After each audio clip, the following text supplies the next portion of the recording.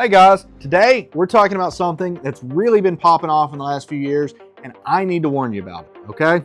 A lot of people think this is innocent and perfectly safe, and it's just not safe. We're talking about buy now, pay later, okay? These things, they sell themselves as so easy, so convenient for you. Why would you not do it? You see, a lot of these systems, the Klarna, the Afterpay, the Affirm, all of them, how it works is they go to the retailers and say, hey, look, we're going to take like a 3% transaction fee or something, all right? Because we're going to get you more sales. And they go, okay, well, we already got to pay credit cards and stuff, so we'll pay you the 3% fee instead of the credit card company. That's fine. That makes sense to us. And it's easier for the customer to buy because you guys, instead of having to pay one payment, instead of paying, like $500 or something, you pay $125 every, week, and then after 4 weeks, bam, you got it paid off, you're good. And you get the thing right now, and don't you want the thing right now? Oh, yeah, you got to have the shiny thing right now. The only problem is, a lot of people are treating this kind of like how credit cards used to be way, way back in the day. I'll definitely pay it off. It's not going to be a problem. I'll pay no fees. Some of them don't even have late fees. Well, you know what? They might not have fees, but the interest they add on, if you miss a payment or you get late or you start needing more months than that first, pay in for or whatever, it gets up to usurious levels. Look, I'm all for high yields, but some of the yields on these things, they glaze even my eyes over, okay? Like, guys, you guys are going to get ripped off if you ever have to pay any interest on them, all right? It's very, very dangerous to do this. You think you're saving yourself something, but man, you buy something expensive and you got to pay 30-something% interest, it's not good. Now, some of you guys may be going, yeah, I know. Isn't it great? They get such high interest. And also, oh man, they get that little fee at the front. I bet they're printing money. Maybe I should go check out their stocks. Some of them are publicly listed. Maybe I should go play in that game.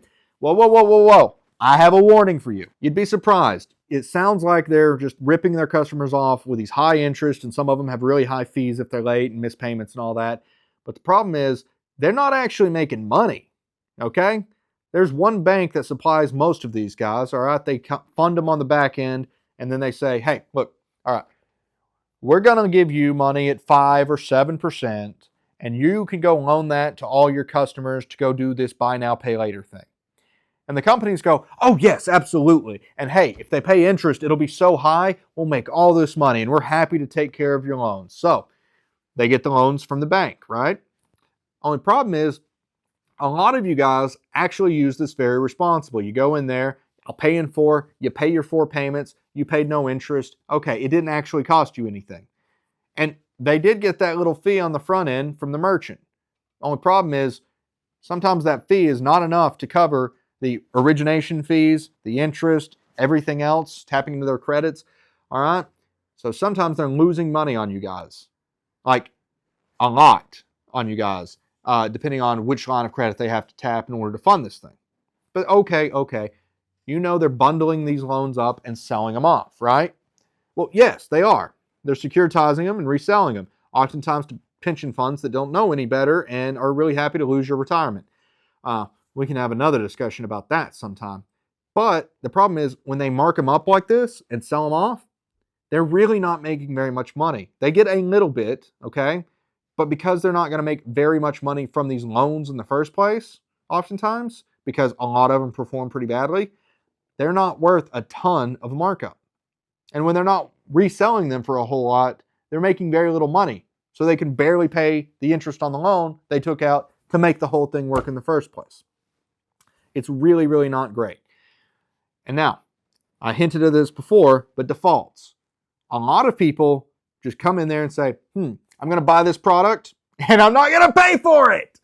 Yeah, it's really not a good thing. You shouldn't do it. Pay your bills. But it's happening. A lot of people, they go on their doom spender kick. They're like, max out the credit cards, do all the Afterpay, the Klarna, the buy now, pay later, all that stuff, baby.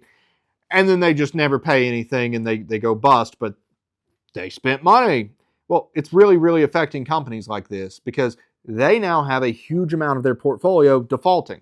And it doesn't matter if you tack on a 30-something% interest rate or more if you never get to collect a cent of it. And that's exactly what's happening. So now pension funds and stuff are even less willing to go and buy these different bonds and stuff that they've structured out of all of your small little loans. Now, this may sound doomy and gloomy, and it is. These companies are not healthy. The only reason they are allowed to exist is because venture capital has came in there and been like, hey, take this money. Take all that money. Go burn it. Get bigger. We'll IPO you and we'll cash out. If it wasn't for that little scam that's being ran, these companies would not exist because they do not make money and they do not have the ability to keep going without outside money being put in. I'm actually very worried for the bank that's heavily involved in them because they're not capable of paying off these loans. Unless something fundamentally changes for these guys, they're in a lot of trouble. Now, someone in the comments below, I'm sure, is about to say, hey, wait.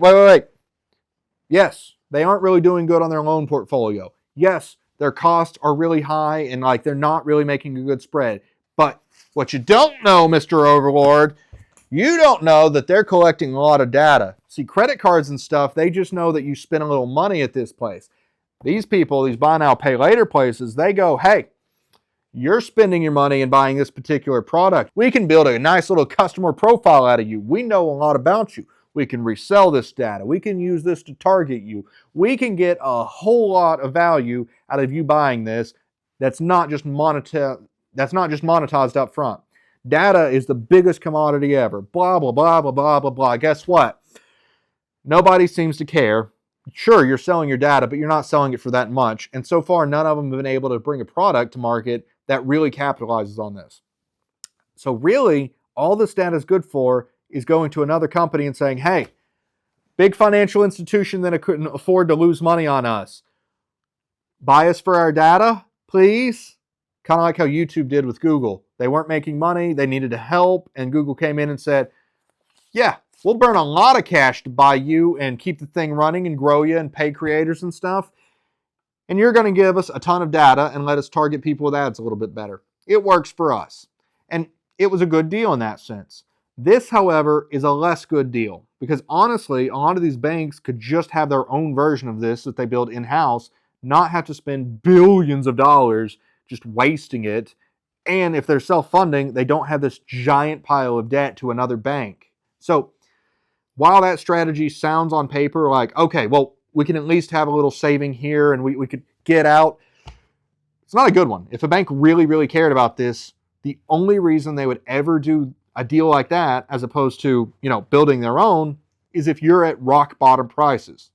I'm sorry, but if your plan is, hey, we're going to sell for a rock bottom price, that's the great exit plan, I'm sorry, your plan sucks. It just does. So, be very careful with these companies. It is not good for you, it is really not good for them, and it's certainly not good for people who invest in them. So just try and stay away. But if you insist on using it, at least use it at the Overlord Club, or you're getting something pretty nice out of it. And if you default, well, honestly, they were going bankrupt anyway, but you should still try and pay it back. I'll see you guys next time.